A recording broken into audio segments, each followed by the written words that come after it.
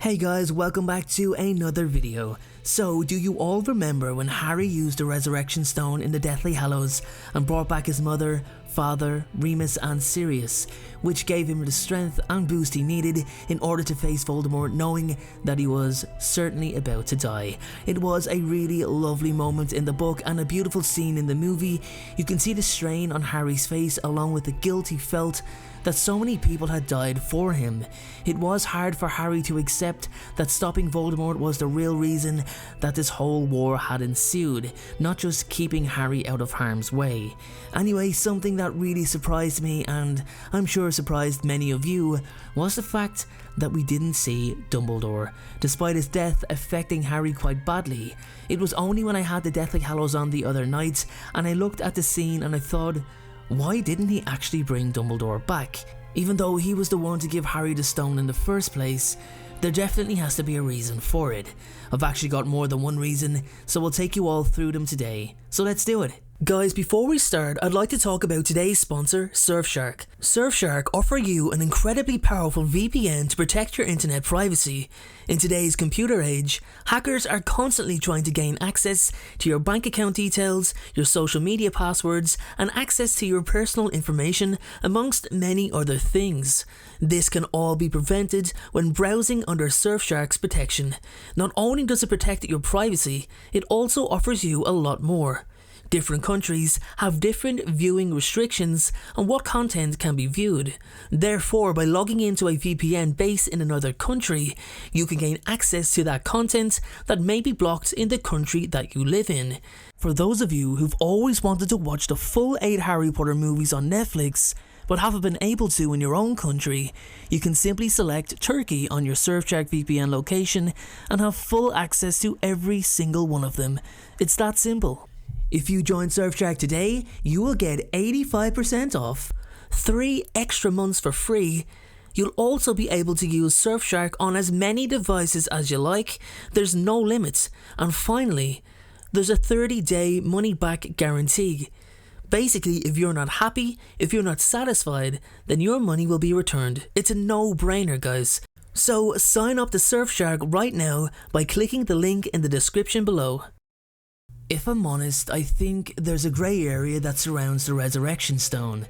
It gives you the power to bring back your loved ones, but it doesn't actually state if it's the user of the stone that brings the loved ones back, or if the loved ones themselves choose to come back when they receive the call from the stone that allows them to return to the world of the living. I think it's the latter, where the ones you love come back to you when the stone is turned 3 times in hand. At the peak point of the Deathly Hallows, Harry actually didn't believe Dumbledore cared for him due to the near impossible situation he found himself in. Take this small passage from the Deathly Hallows where Harry says, "I don't know who he loved, Hermione, but it was never me. This isn't love. The mess he's left me in. He shared a damn sight more of what he was really thinking with Gellert Grindelwald than he ever shared with me." This highlights Harry's anger at being lied to, manipulated and basically raised for death. Harry went to Voldemort in the forest believing that Dumbledore had raised him to be a sacrificial lamb, to be killed when the time was right. He believed that Dumbledore never cared for him or thought of him as anything other than a means to an end.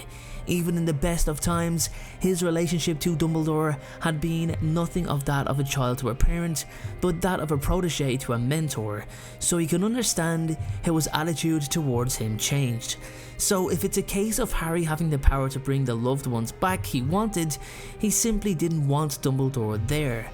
James, Lily, Remus, Sirius were the 4 people Harry wanted to see the most, and the 4 people he loved, at least the 4 people he loved most who were dead.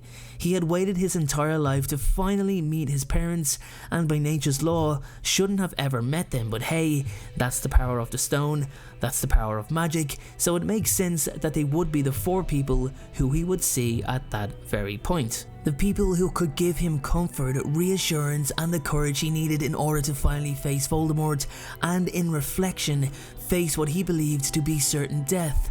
There's also the case of the stone being unable to pull Dumbledore from the afterlife because he actually hadn't got there yet. It's widely believed by several religions that limbo serves its purpose well. Only when a deceased individual accepts their death can they move on? But we see that Dumbledore, along with a deformed baby-like individual that seems to be a mini Voldemort, it's basically a soul fragment, guys. Well, this baby-like creature appears to Harry in a place halfway between life and death. I don't think that it's a coincidence that the soul fragment and Dumbledore were there together, but their reasoning for being there differed greatly. Dumbledore in particular remained until he could process his regrets and unfinished business. He didn't want to pass on yet, whereas Voldemort's soul fragment was trapped there for all eternity. So going back to Albus, in a way he was voluntarily trapped in limbo, which means he might have been beyond the stone's field of power, and that's if Harry actually tried to summon him. When he eventually moved on, he would have been reachable, but due to the stone being lost in the forest, it looks like we won't be figuring it out anytime soon. But just going back to Harry's feelings towards Dumbledore for a moment, and the man's questionable actions in general, does anyone really believe, had they known a piece of Voldemort's soul was attached to Harry, that Lily, James, Sirius or Remus would have said to themselves, well, let's just allow Voldemort to cast the killing curse at Harry, since it's the only real way to eliminate Voldemort entirely and save the entire wizarding world. All of that emotional angst we got from Dumbledore was really just a guilt that went along with knowing he was going to do something that might have a detrimental effect on his soul, but would free the world of Voldemort forever. It's just another case of Dumbledore abiding by his old phrase he coined with Gellert Grindelwald all those years ago. The greater good would of course be the death of one individual, Harry, in exchange for the demise of Voldemort, who would of course himself bring upon massive death and destruction to the wizarding world. So you can see where he was coming from. The needs of the many outweigh the needs of the few. Despite not agreeing with his old friend's plans for world domination any further, he still sought to keep the status quo for the overall benefit of the wizarding world. So that brings me to the other question I spoke about. Why did Dumbledore even give the stone to Harry in the first place? Dumbledore didn't want Harry to unite the Deathly Hallows. He deemed the relics to be extremely powerful and dangerous, and couldn't imagine how pure Harry's soul was. Therefore, he was afraid that Harry might succumb to the temptation and use them in the wrong way. That's why he eventually confessed that Harry was a better person than he ever was. Dumbledore's plan was to die undefeated, and his death be the end of the Elder Wand, the most dangerous of the Hallows. When Draco disarmed him, his plan was ruined, but luckily this flaw in the plan helped Harry instead of turning against him. Anyway, without the wand, Harry could never unite the Hallows. Now, I think Dumbledore's plan was that Harry used the stone, but only once, shortly before his death. That's why he put it in the golden snitch that would only open at the close. Harry was supposed to figure out what the Hallows were, with some help from Hermione, who had received the book The Tales of Beedle the Bard, and then continue hunting Horcruxes. After all the Horcruxes besides Nagini were destroyed, Snape would inform Harry that he was a Horcrux too, and Harry would decide to die in order to save everyone else from Voldemort. At that time, he would open the snitch, find the stone, and use it to receive comfort and courage from his dead parents, mentors, and friends. Combined with Harry's inherent bravery, this support would make him able to walk steadily until he met Voldemort, die a dignified death, and come back to fight again. That was only an assumption, but Dumbledore did believe it would happen.